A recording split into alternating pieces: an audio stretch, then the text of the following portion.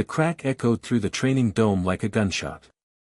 Cadet Marcus Flynn hit the ground hard, blood streaming from his shattered nose, staining the white combat mat crimson.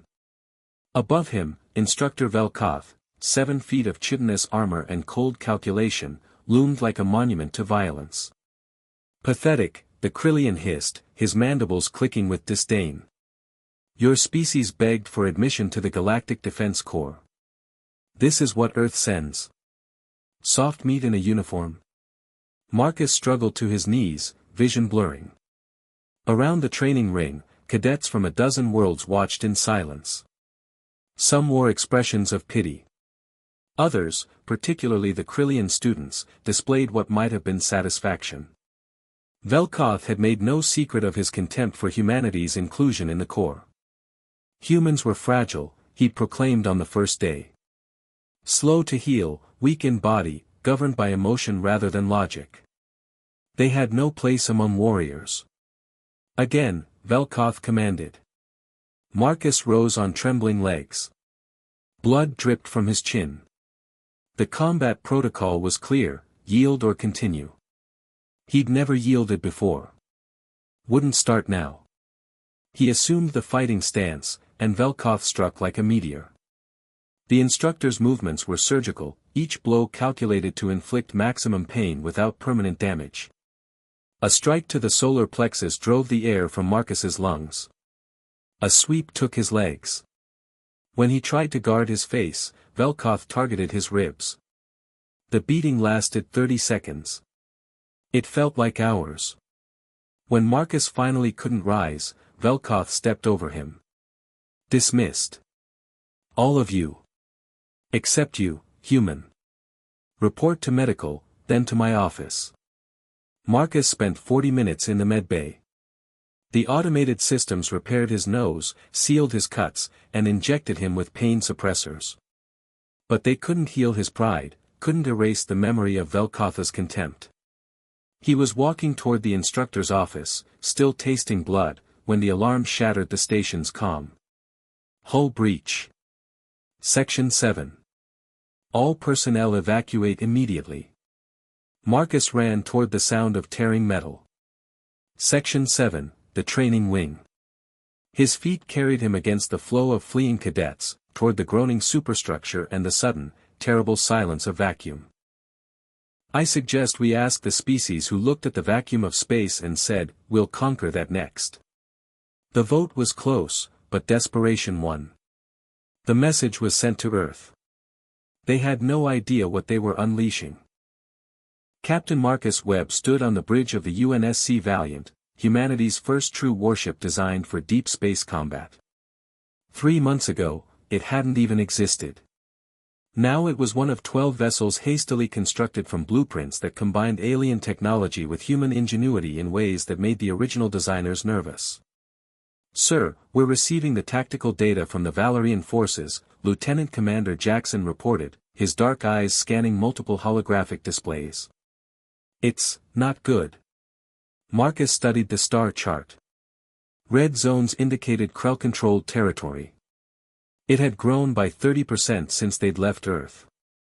How many ships do the Valorians have left? Maybe 200 combat-capable vessels, scattered across a dozen systems. They're exhausted, running low on ammunition, and their morale is shattered. They've been fighting a retreating action for 8 months straight. And they called us? Ensign Park asked from the navigation station. She was young, barely 24, but she'd scored highest in her class at the newly formed Space Force Academy. Why not one of the older races? The ones with the fancy energy weapons and shields? Because the older races are civilized, Marcus said, his voice dripping with irony. They've had peace for so long they've forgotten how to fight a real war. They've got the technology, but they wage war like it's a chess match, polite, by the rules, avoiding collateral damage. They can't comprehend an enemy that wants complete annihilation. He pulled up a file on the Krell swarm. The images were disturbing, insectoid creatures the size of bears, with razor-sharp mandibles and acid that could eat through ship hulls. They traveled in massive bioships, organic vessels that could repair themselves and reproduce using consumed matter. They had no government, no communication, no negotiation. They simply consumed. They asked for help fighting monsters, Marcus continued. And we're the only species crazy enough to be good at it. Lieutenant, what's our ETA to the Valerian homeworld? 48 hours at maximum burn, sir. Make it 36. And send a message to the fleet, weapons check, combat drills every 6 hours. When we arrive, we're going directly into the fight. Sir, the Valerian Military Command is requesting we rendezvous with their forces first, coordinate our strategies. Negative. We don't have time for committee meetings.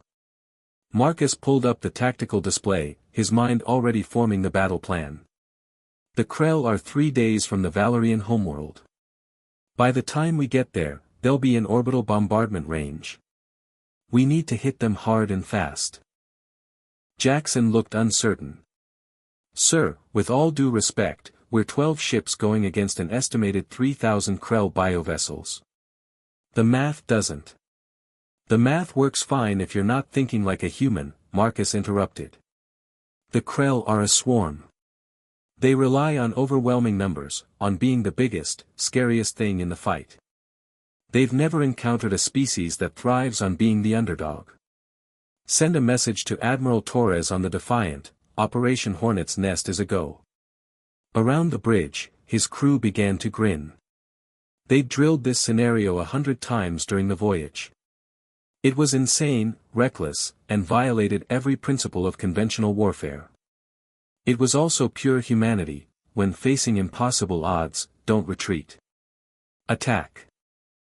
The Valerian defense fleet floated in a loose formation around their homeworld, battered ships holding position more out of stubbornness than strategic value. Admiral Kethrax watched his tactical display with 3 of his 4 eyes, the 4th permanently damaged in a Krell acid attack 6 weeks ago. Sir, new contacts emerging from FTL, his sensor officer reported. 12 vessels, configuration unknown. They're small. Kethrax felt his blood sacs deflate with disappointment. 12 ships. The Council had sent 12 ships. Each Valerian vessel outmassed these newcomers 3-1, and his fleet was considered woefully inadequate. Hail them. Let's meet our reinforcements. The communication channel crackled to life, and an alien face appeared on screen, a human, Kethrax remembered from the briefing. Bipedal, predator-forward-facing eyes, exposed skin with no natural armor. They looked fragile. This is Captain Marcus Webb of the United Nations Space Command vessel Valiant. Admiral Kethrax, we've reviewed your tactical situation. We're here to help. Captain Webb, Kethrax tried to keep the despair from his voice, I appreciate the Council sending anyone, but 12 ships cannot. Admiral, where is the primary Krell fleet right now? The abrupt question caught Kethrax off guard. Approximately 14 million kilometers out, in the asteroid belt. They're gathering for a final assault. Our projections show they'll attack in force within 40 hours. Good. That gives us time. The human showed teeth, a threat display among predators, Kethrax remembered uneasily. Admiral, I need you to do something that will seem counterintuitive. I need you to pull your fleet back to orbital defense positions around the homeworld. Pull back. Captain, that will allow them to think they've won. Exactly. Marcus's eyes gleamed with something Kethrax had never seen in a civilized being, predatory anticipation. Admiral, your people fight wars by meeting force with force, by holding lines and maintaining defensive positions. It's honorable. It's logical. But the Krell have more force than you, so that's a losing strategy. Then what do you propose? We're going to do what humans do best, we're going to cheat. We're going to be sneaky, vicious, and utterly unfair. We're going to hit them where they don't expect it, when they don't expect it, and we're going to make them afraid. The Krell don't feel fear. They're a hive mind. Everything feels fear, Admiral. Even hive minds. They just need the right teacher. Marcus leaned forward. In Earth's history, there was an ancient warrior named Sun Tzu. He said, all warfare is based on deception. The Valorians fight with honor. That's admirable. But we're humans. We fight to win. 20 hours later, the Krell fleet emerged from the asteroid belt in a massive wave, thousands of bioships moving in perfect synchronization. They detected the Valorian fleet clustered around the homeworld, prey trapped with nowhere to run. They didn't detect the 12 human ships, powered down and hidden in the debris field, until it was far too late. The UNSC vessels came to life simultaneously, their engines igniting in pulses specifically designed to resemble natural phenomenon. They didn't attack the main fleet. Instead, they targeted the rear guard, the support vessels, the ones carrying consumed matter to feed the swarm. Railguns fired, accelerating tungsten projectiles to a significant fraction of light speed. No energy signatures to detect, no warning. Just kinetic devastation. 20 Krell bioships exploded in the first salvo. Then the human ships vanished again, using the debris and chaos as cover. The Krell swarm mind registered confusion for the first time in its 3,000-year existence. 20 vessels destroyed. No warning. No identifiable attackers. The mathematical probability matrices that governed its tactical decisions suddenly had unknown variables. It adapted, as it always did. The Fleet Titan formation brought support ships into the protective center, increased biosensor sweeps across all spectrums. The advance toward the Valorian homeworld resumed, more cautiously now. 12 human ships emerged from the planet's upper atmosphere, a location the Krell had calculated as impossible for ambush, too much atmospheric interference for accurate targeting. The humans didn't care about accurate. They cared about effective. Nuclear-tipped missiles streaked upward, dozens of them, each one a relic of Earth's violent history now repurposed for interstellar warfare. The Valorians had asked in horror why humans still maintained such primitive, destructive weapons. Now they understood. The warheads detonated in the densest part of the Krell formation. Ships designed to withstand energy weapons and kinetic impacts had no defense against the raw thermal and radiation output of thermonuclear explosions. Hundreds of bioships died in brilliant flashes. The human vessels dove back into the atmosphere before the Krell could retaliate. This is insane. Commander Veltrix shouted on the Valorian command channel. They're using their own planet's atmosphere as a shield. Admiral Kethrax watched in stunned silence. The humans were fighting like prey animals that had evolved into apex predators. No, worse, they were fighting like prey animals that had never forgotten what it meant to be hunted, and had decided to become the hunters instead. Sir, the Krell are breaking formation, his tactical officer reported. They're retreating. No, dispersing. They're trying to flank around the human positions. Marcus Webb's voice came over the communication channel. Admiral, now would be a good time for your fleet to join the party. We've got them off balance.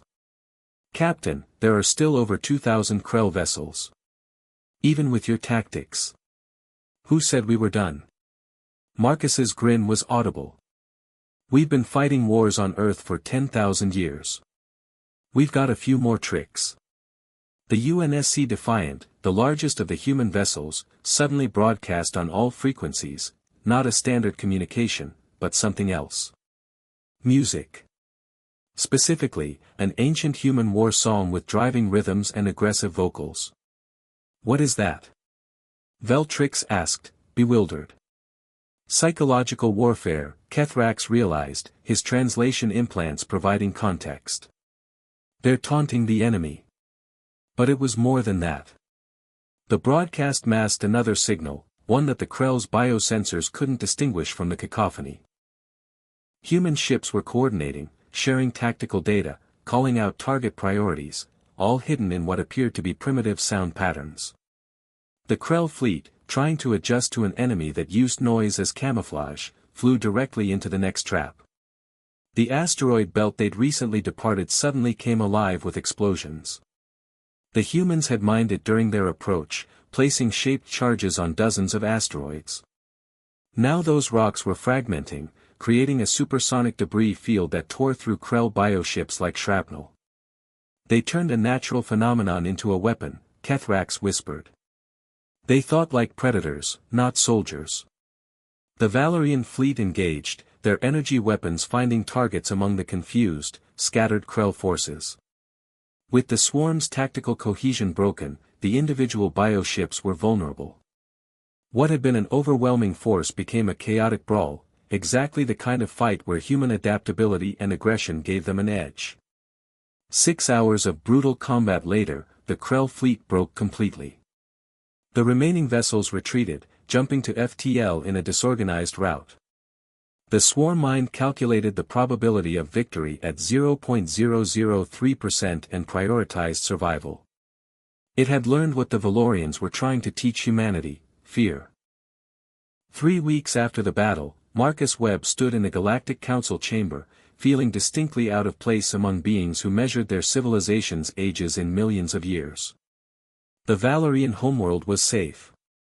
The Krell had abandoned the sector entirely, their swarm mind apparently deciding that any species allied with humans wasn't worth the resource expenditure.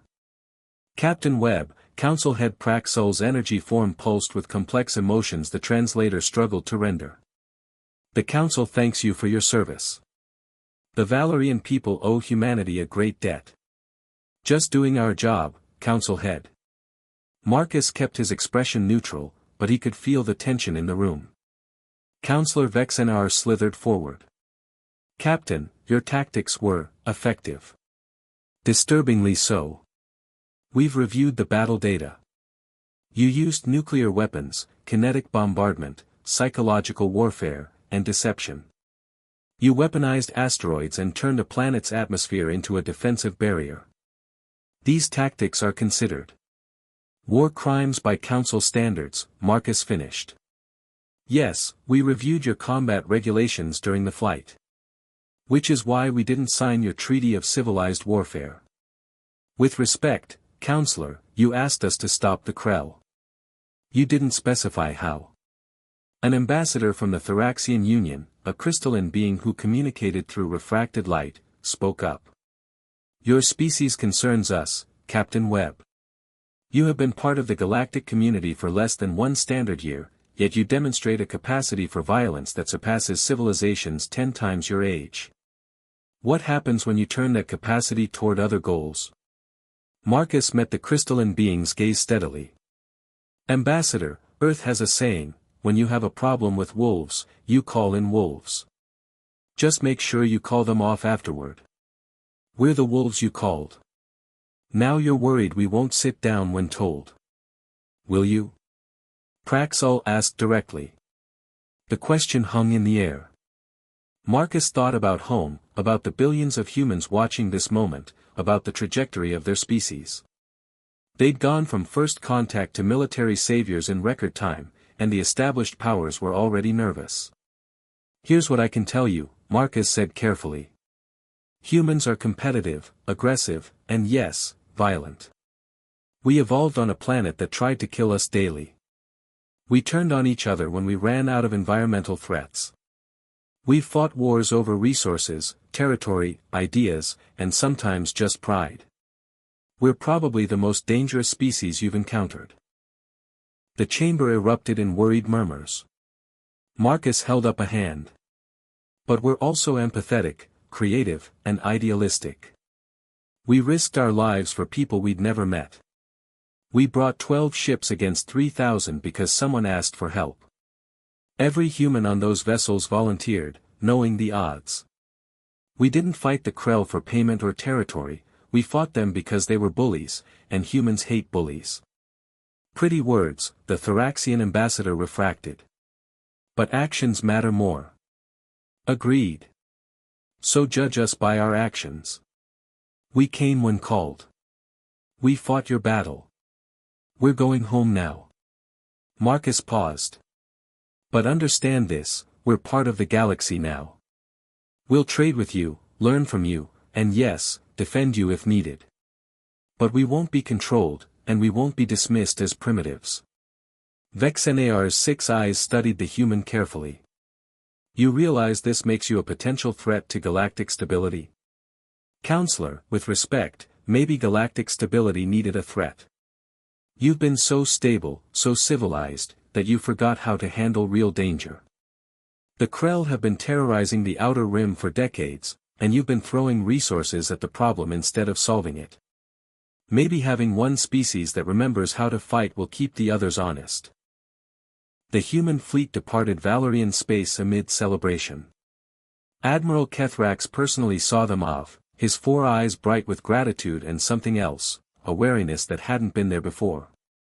Captain Webb, the Admiral's translator, rendered his clicking speech, "You and your people have my eternal thanks.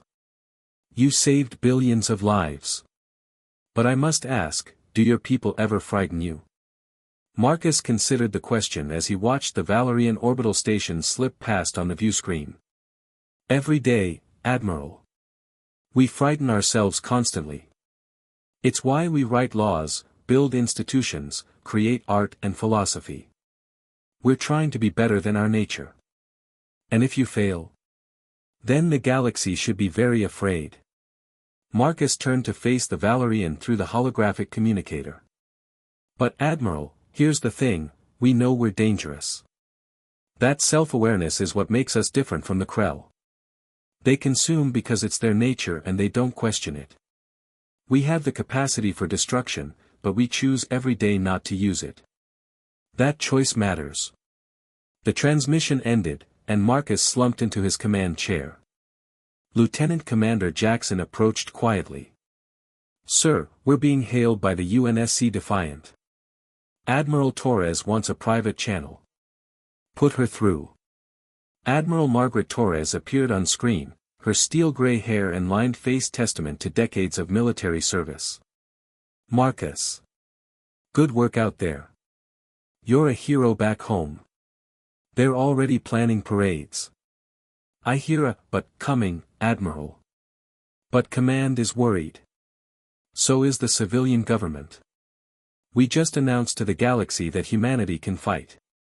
Really fight. And now every species out there is re-evaluating whether they want aggressive Deathworlders as neighbors." Marcus had expected this. "What's the political situation?" "Mixed. Half the council wants to establish formal military alliances with us. The other half is quietly building up their defenses against us. 3 civilizations have requested we stay out of their territory. 2 have offered us technology exchanges, probably trying to figure out what makes us tick. And at home?" Torres sighed. "Divided. Some people think we should lean into our reputation, become the galaxy's protectors for hire. Others want to pull back, focus on Earth and our own system, avoid galactic politics entirely. And a vocal minority thinks we should start expanding aggressively while we have the advantage. Conquerors. Manifest Destiny 2.0, they're calling it. They point out that we're militarily superior to most species, that our tactics are unbeatable, that we could carve out an empire before anyone could stop us." Marcus felt a chill. This was the nightmare scenario, humanity deciding that being good at war meant they should wage it. "What's command's position?" "Cautious engagement. We maintain our military readiness, accept defensive contracts from council members, but we don't pursue aggressive expansion. We show the galaxy we can be trusted with power." Torres leaned forward. "Marcus, you're about to become very famous. What you say in the next few months will shape humanity's galactic policy for generations. So I need to know, what do you believe?" Marcus looked around his bridge at the young men and women who'd fought with him. Ensign Park, who'd volunteered at 19. Jackson, who had 3 children back home. Engineer Kowalski, who kept the ship running through impossible circumstances. They were warriors, yes, but they were also human, capable of love, art, sacrifice, growth. I believe we're at a crossroads, Admiral. We can be the galaxy's monsters or its guardians. The weapons are the same either way, it's the intent that matters. I say we become the species other civilizations call when they're desperate, when the monsters come knocking, when someone needs to do what's necessary. But we hold ourselves accountable. We follow rules, even when it's inconvenient. We help, we don't conquer. And if others see that as weakness, then they don't understand humans at all. The strongest thing we can do is choose mercy when we have the power to destroy. Marcus smiled grimly. Besides, being the galaxy's volunteer fire department is a better legacy than being its warlords. Our kids will thank us. Torres nodded slowly. I'll pass that up the chain. Meanwhile, you've got another problem.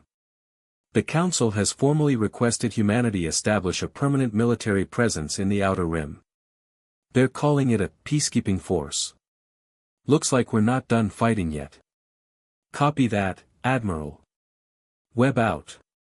The transmission ended, and Marcus stood alone on the bridge, watching the stars stream past as the Valiant accelerated toward home. They'd won a battle, but the real war, the war for humanity's soul, was just beginning. 6 months after the Battle of Valoria, Lieutenant Maria Santos walked through the memorial garden established on Unity Station, humanity's first permanent orbital habitat. Holographic displays showed the names of the 43 humans who died in subsequent conflicts since that first engagement. 43 people who'd volunteered to defend alien civilizations against threats they'd barely understood. She paused at one name, Commander James Park, Ensign Park's older brother, killed stopping a pirate raid on a Thraxian mining colony. The crystalline beings who'd once feared humanity had wept binary tears at his funeral, their light refracting through their grief. Beautiful, isn't it? Captain Webb's voice came from behind her. He'd been promoted to Commodore but still wore the captain's insignia out of habit. We've gone from unknown primitives to the galaxy's protectors in less than a year. Is that what we are, sir? Protectors? Marcus joined her at the memorial. We're whatever we choose to be, Lieutenant.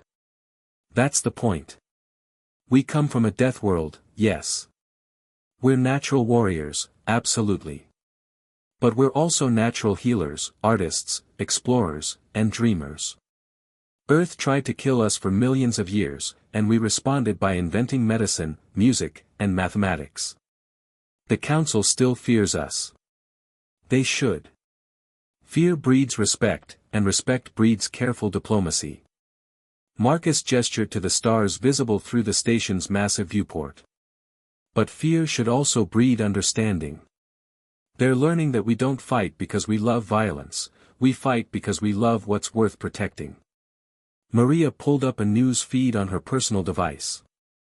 The headlines told the story of humanity's integration into galactic society. Human agricultural techniques increase yields by 400% on drought-prone worlds. Earth music becomes cultural phenomenon across 12 species. Human volunteers establish disaster response teams on 47 planets. We're not just soldiers, she said. Never were. But the galaxy needed to see our teeth before they'd listen to our words. Now they're learning that humans don't just know how to fight, we know when to fight, why to fight, and when to stop fighting. Marcus smiled. The Valorians have a saying now, when you need someone dead, call the humans. When you need someone saved, call the humans. When you need someone to choose which is which, call the humans. And the Krell? Marcus's expression darkened. Still out there. But they haven't touched Council space since Valoria. Apparently, the swarm mind calculated that any territory containing humans carries an unacceptable risk factor. We've become the galaxy's immune system, the aggressive response that activates when the body politic is threatened. Some would say that makes us tools. Only if we let them define our purpose. No, Lieutenant, we're partners. Dangerous partners who bring capabilities other species lack, but partners nonetheless. He pulled up his own display, showing a star chart with humanity's expanding sphere of influence. We've established embassies on 37 worlds. We're part of 4 joint research initiatives. Human restaurants are opening on space stations across the galaxy. Our movies, our literature, our philosophy, all spreading naturally through cultural exchange. And our military bases? 22 of them, at the invitation of local governments who want protection. Each one staffed by volunteers who've passed psychological screening and cultural sensitivity training. We're teaching alien species our tactics, and learning theirs. Integration, not domination. Maria looked at the memorial again, at the names of those who'd given everything. Was it worth it, sir? 43 lives to become the galaxy's guardians. Marcus was quiet for a long moment. Every human who's died in service since first contact chose to be there. They knew the risks. They believed in something bigger than themselves, that a species from a death world could use its strength to shelter the weak, that our capacity for violence could be channeled into protection rather than conquest. Was it worth it? Ask the billion Valorians who are still alive. Ask the refugees from the mining colony Park died defending. Ask the species who are sleeping safely because they know someone's watching for threats in the dark. I ask myself every day if we're doing the right thing. Good. Never stop asking that question, Lieutenant. The moment we stop questioning our role, we become the monsters everyone feared we'd be. Marcus turned to leave, then paused. By the way, you've been selected for diplomatic training. Command wants humans in every branch of galactic society, not just military. Interested? Maria looked from the memorial to the stars, thinking about the future. A future where humans weren't just warriors, but ambassadors, scientists, artists, and philosophers scattered across the galaxy. Where children from Earth would grow up with friends from 100 worlds, where the brutal lessons learned on a death world would be tempered by wisdom learned among the stars. Yes, sir. I'm interested. As she walked away, Marcus remained at the viewport, watching Earth rotate slowly in the distance. Humanity had been given a choice: become conquerors or become protectors. The jury was still out on which path they'd ultimately follow, but for now, they were choosing correctly. They'd asked the galaxy for help and been ignored. Then they'd offered help and been accepted. The Deathworlders of Earth had found their place among the stars, not as overlords, not as mercenaries, but as the species who remembered what it meant to fight for survival and chose instead to fight for others. In the end, that choice made all the difference. The Krell might be the galaxy's nightmare, but humanity had become its guardian angels. Dangerous, unpredictable, and absolutely terrifying to their enemies, but also capable of remarkable compassion, creativity, and sacrifice. They were Deathworlders. And that meant something different now than it had a year ago. It meant they were the ones you called when hope seemed lost, when the monsters came calling, when someone needed to stand between civilization and chaos. It meant they were exactly what the galaxy needed, even if it had taken a desperate plea and an impossible battle to prove it. The stars shone bright in the viewport, and somewhere among them, humans were standing watch, fierce, flawed, and fundamentally good. The galaxy would never be the same. And that, Marcus thought with satisfaction, was exactly how it should be.